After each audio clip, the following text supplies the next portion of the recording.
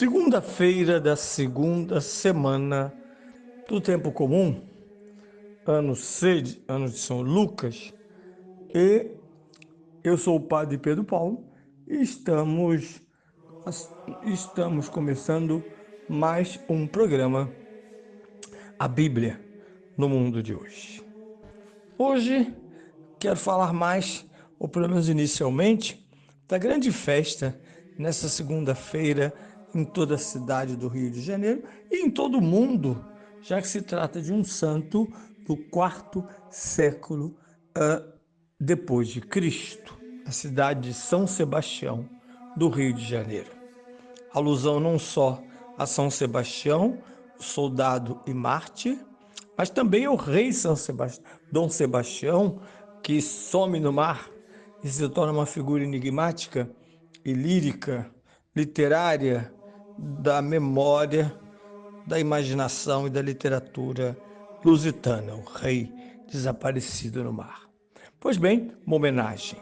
Bem, deste santo, sabemos que ele é do norte da Itália, próximo ali a Milão. Ele é do terceiro século de C4, perdoe-me, do terceiro século. Por que digo é importante isso? Porque no quarto século, 413, Constantino exclui da história do Império Romano, história que ainda seguirá por quase 2 séculos, a perseguição ao cristianismo. Aquilo que fora tão massacrante desde o primeiro século, com Nero, mas terá muitos outros imperadores que, de modo local ou mais amplo, perseguirão os cristãos, de modo físico, moral, sobretudo animados com a ideia de que seu poder temporal era capaz de destruir o cristianismo.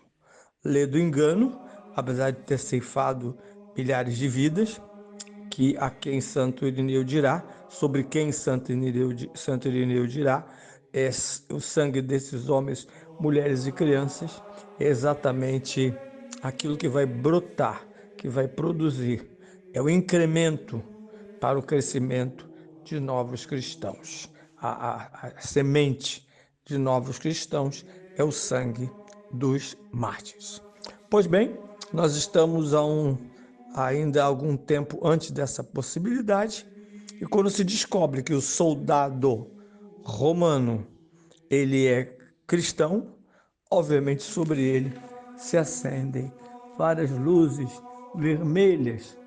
Já estranhavam muito que ele fosse temente a Deus, isto é, um homem religioso, e que, portanto, cumpria o seu papel de soldado romano, para além da ética, dos deveres e da fisionomia de um soldado romano. Imaginem com toda a brutalidade que às vezes implicava o fato de serem o exército, o mais perfeito exército do Ocidente, que conseguira não só conquistar muitos povos, mas manter essas regiões sob o poder do império. Não basta conquistar, não basta inseri-los numa nova ordem. É preciso que eles permaneçam e produtivamente dentro desta ordem, desta conjuntura. E às vezes os meios não são sempre aqueles mais propícios, ou segundo a nossa mentalidade, que às vezes quer parecer menos brutal do que a antiga. Às vezes penso que somos muito mais brutais, visto que já vivemos essas experiências, já devemos ter aprendido absolutamente delas. E por fim, o que é mais grave, como a Europa cristã se comportou mal em relação à escravidão, na verdade, como foi hediondo o comportamento de batizados em relação aos africanos, sobre os quais se concentrou o processo de escravidão europeia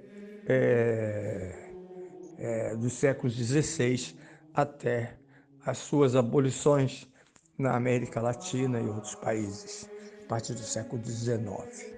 Pois bem, dito isso, é preciso lembrar também que esse soldado, sob juramento e fidelidade ao imperador, era filho de uma pátria pagã, isto é, politeísta, e ele já cultivava no coração, discretamente, mas no comportamento, no olhar, na atitude, algo que não pertencia mais aos deuses antigos, imagens às vezes tão reais da vida humana, visto que eram muito cruéis, duros e tinham os sentimentos mais horrorosos que se pode imaginar.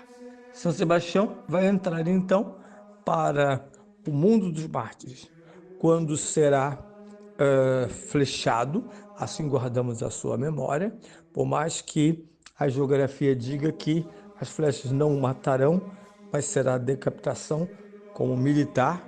Ele tem direito a não ser morto por outra forma de morte, senão a nobre morte chamada a morte branca, sobre o fio de uma espada militar.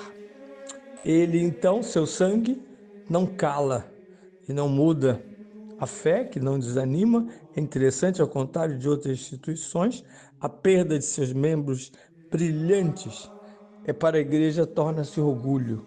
Os membros brilhantes da igreja, os mártires, eles não são perdas. Pelo contrário, diria alguém hoje, são investimentos. Graças a essa primeira leva de santos, nós temos uma verdadeira antepassados dos quais verdadeiramente nos orgulhamos, nos apoiamos, imitamos e deles recebemos intercessão para as novas e permanentes formas de perseguição e martírio pelo mundo em confronto com a igreja.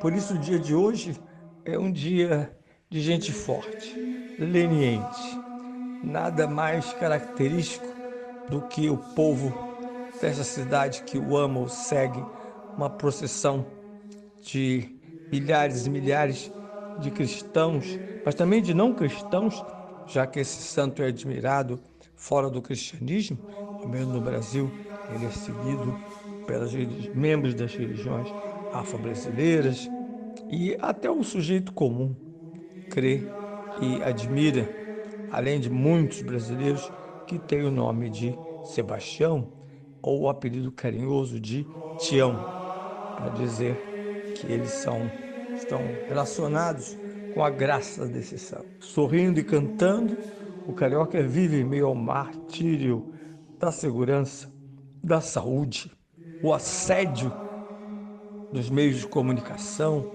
impingindo imoralidades, ídolos, aquela menina imoral que canta, ganha muito dinheiro sendo imoral, sendo um péssimo referimento para jovens mulheres.